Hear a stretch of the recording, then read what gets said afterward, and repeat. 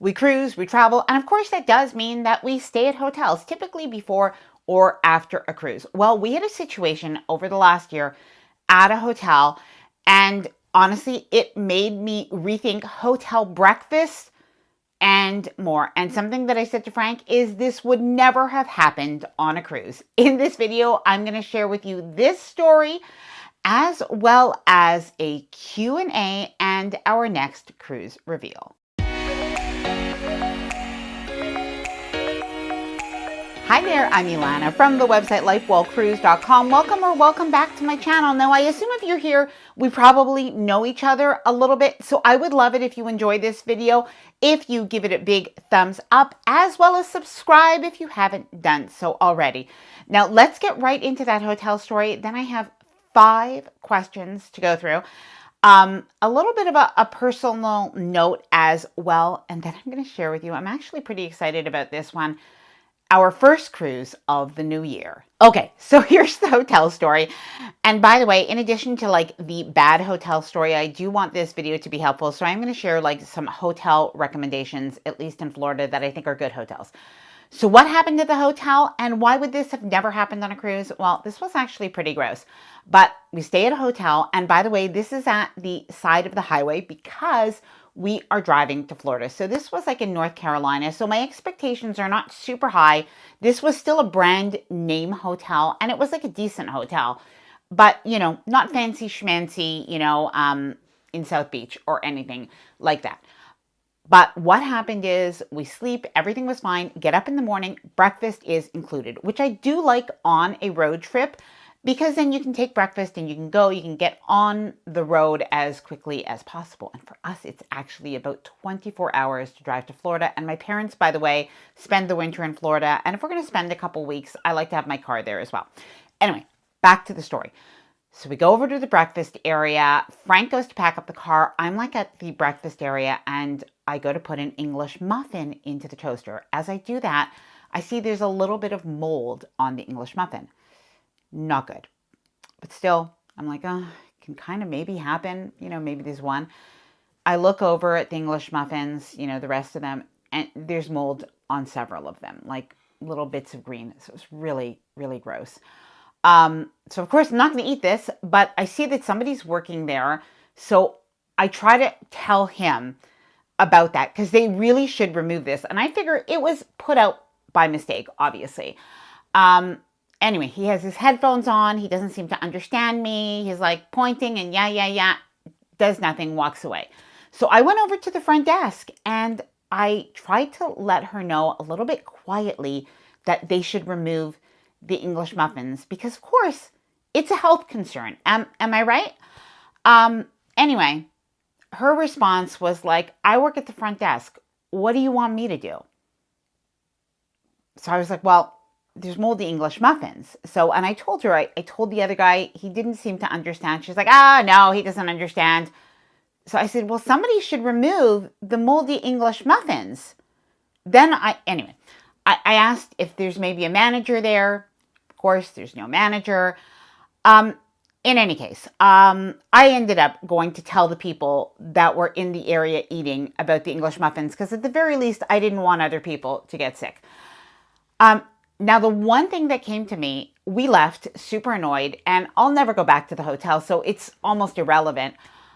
But what did occur to me is I said to Frank, this would never have happened on a cruise. And the reason is because I know the way cruises work, and I know the way the kitchen is, and I know the way they're inspected by, the CDC. But even on cruise ships themselves, they have such a high standard of cleanliness. And if you've ever been on a galley tour, you can definitely see this. But as well, of course, there wouldn't only be one person. There would be, people working. There'd be supervisors. There's supervisors on top of that. And while cruises, the quality of food can differ from one cruise line to the other. And in terms of just preferences, food is very subjective. Some people are going to like food that feels more foodie and upscale and gourmet, and other people are going to prefer food that is more casual. But in terms of a health concern, that is one thing that I don't think anybody, well, I've just never been concerned about it on a cruise ever. And I've just never seen that food safety and health is not taken seriously. Now, by the way, little follow up, I actually did leave a note for the manager to call me because that's what the front desk person said to do. The manager, of course, never did call me. And I did actually call customer service of the hotel chain. And I left a report with them, to which nobody ever got back to me. All right, moving on. Let's talk about some hotels that I have stayed in and that I do recommend. And in this case, I'm going to be focusing on like the main ports in Florida. Now, in Fort Lauderdale, which I think is probably the port that I cruise out of most often, there are a couple of hotels that I really like. One of them is it's actually Embassy Suites. Now, I've only stayed there once, and I will tell you the pro and the con for Embassy Suites in Fort Lauderdale. Their rooms, at least the room that we stayed in about a year and a half ago, really not renovated. It reminded me of some of the old condos from the 1970s, and my grandparents spent the winters in Florida. So, but on the plus side, their pool area, their resort style pool is so beautiful. And they have breakfast included, so I guess make of that what you will, but it did actually seem totally fine for me. And they have coupons for like happy hour drinks for free. So I think it's actually a pretty good place to stay if you're just staying overnight before a cruise, and it's really so close to the port. The other is the Hilton Fort Lauderdale Marina. I do like it there. The one thing I will say is most recently we stayed there and they made a change with around the pool. They don't have the outdoor restaurant in the same way they had it before. They still have something. It's just not as good in my opinion. And the atmosphere is not as nice as it was before, but it is still good. And they do have an upstairs restaurant. I think it might be called like Olive and Sea.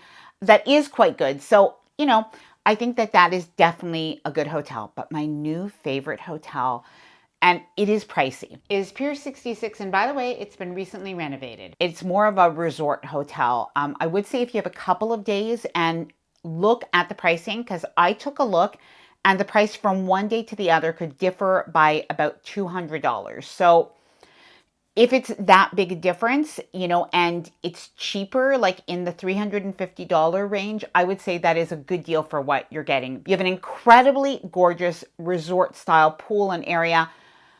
The hotel is so beautiful. The views are incredible on the Intercoastal. The room was really, really nice. And one of the best things is when you check in, they give you a signature cocktail. Now, somebody had told me about this before I went to the hotel.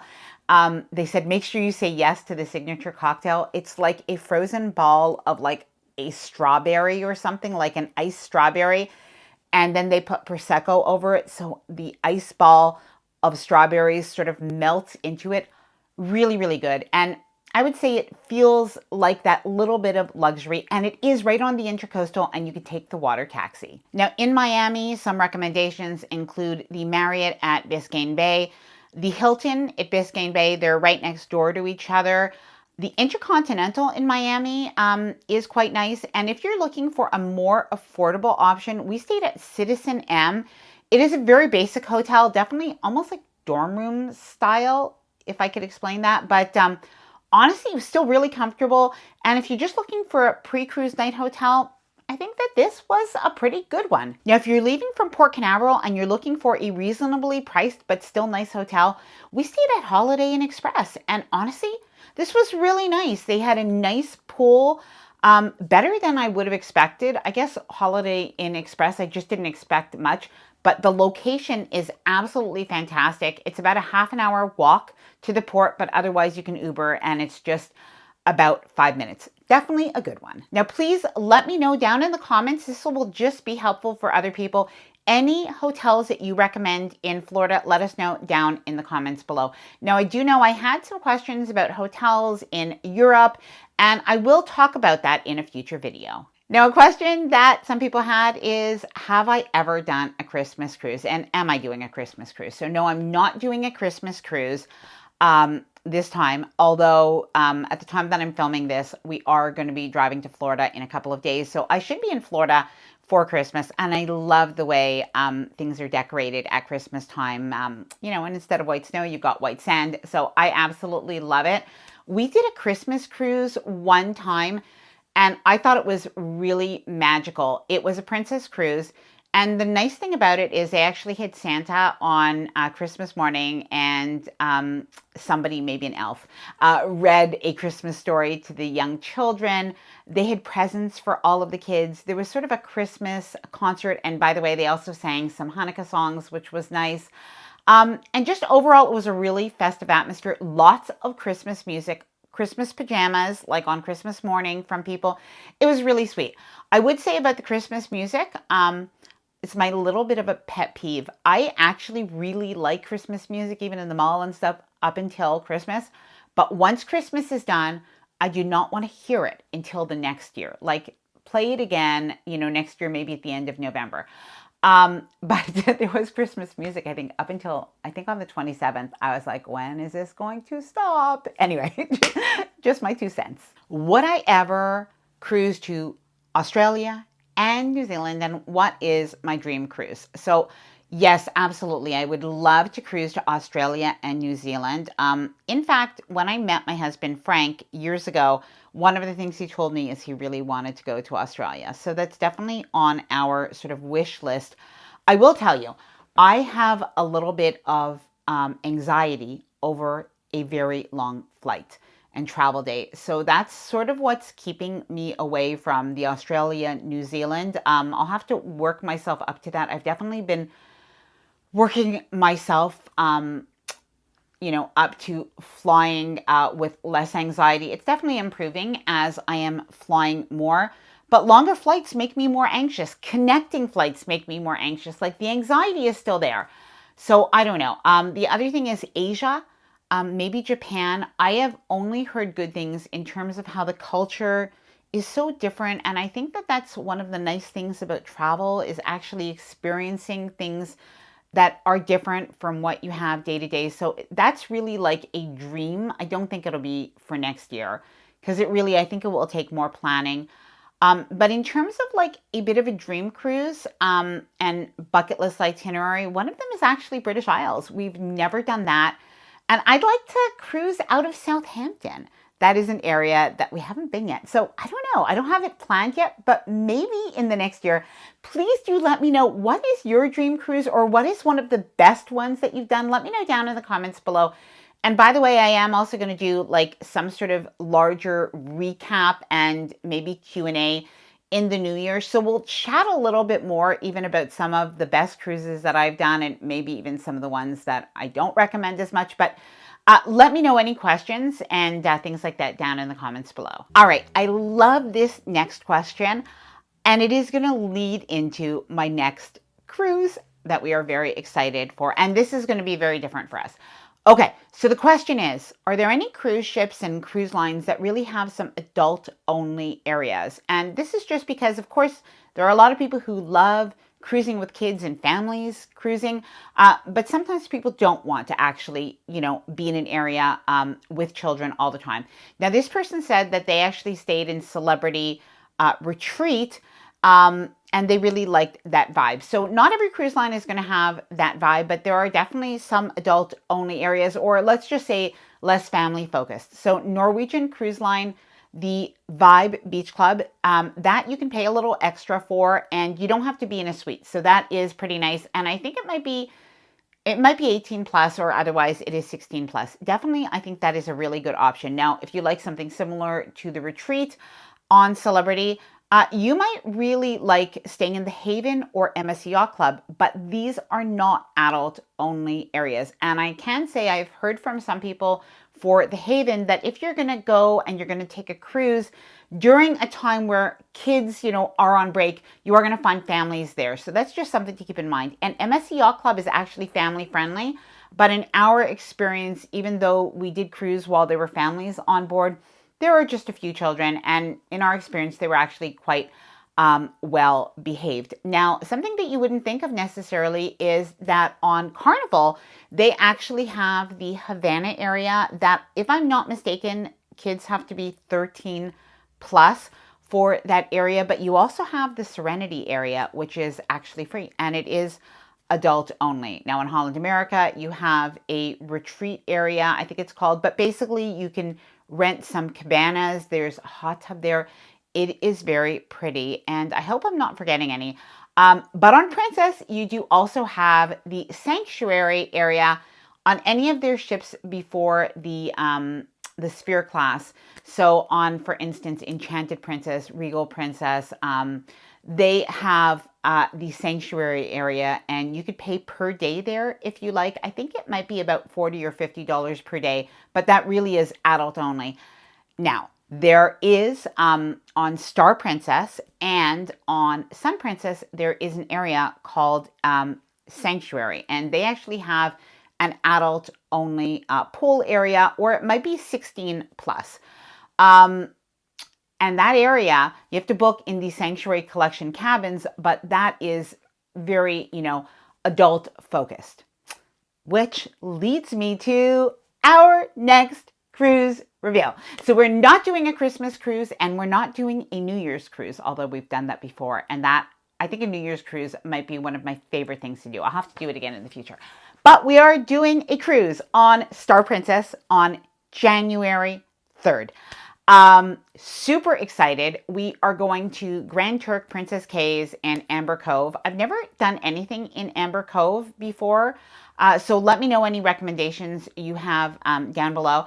Now, we're actually doing this as a family cruise, so both of my sons and their girlfriends are coming on this one. I'm excited. They're all adults, so we're going to have an adult time, and we booked in Sanctuary Collection.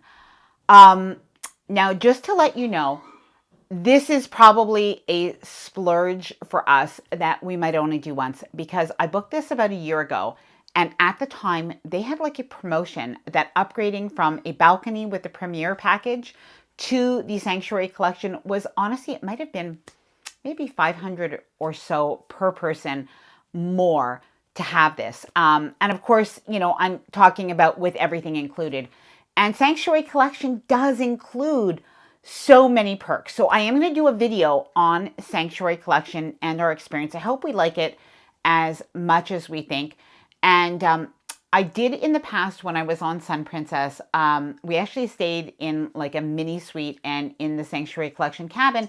But at the time, that was like one of the inaugural type cruises. And those are just really busy. They're press or media trips. We're busy the whole time. And while we stayed in the cabin, we didn't actually utilize all of the features of Sanctuary Collection because we were running around, right? We weren't.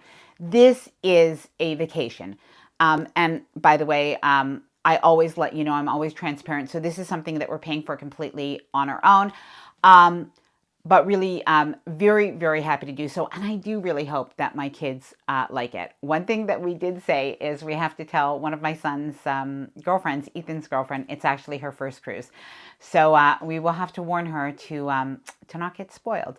Anyway, if you are on Star Princess on January 3rd, or even if we're in the same ports, please do say hello. It will be my pleasure to chat with you and to meet you. Now, I wish you a very Merry Christmas and Happy Holidays and all the best for the new year. I am going to have another video coming out, so let me know any questions that you have, anything that you'd even like to see coming up for the new year. Please do let me know down in the comments below. I thank you so much. I appreciate you, and happy cruising.